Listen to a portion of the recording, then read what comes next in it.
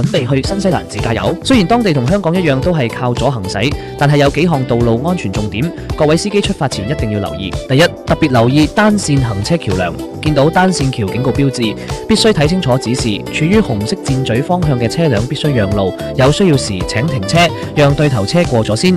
第二，嚴禁違規爬頭。新西蘭大部分公路來回方向通常只有一條行車線，喺劃有黃色實線、彎位以及視線受阻嘅路段，嚴禁爬頭，切勿冒險超車。第三，留意尾隨車輛，駕駛時如果車速較慢，而尾隨已經有多架車輛積聚，請喺安全情況下駛埋一邊，靠左停低，讓後車先行。第四，提防碎石路面，當地有唔少碎石路，車速過快極容易導致跣胎，對頭車揚起嘅碎石亦有可能擊穿擋風玻璃，所以駛經碎石路時，請務必減速慢行。第五，留意天氣突變，新西蘭天氣變幻莫測，尤其喺冬季自駕，出發前務必留意最新天氣報告同交通消息。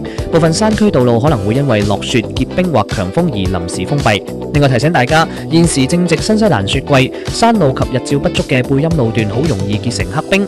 留意到路面濕滑警告標誌，請即時減慢車速，切勿急剎車或者猛打軚盤。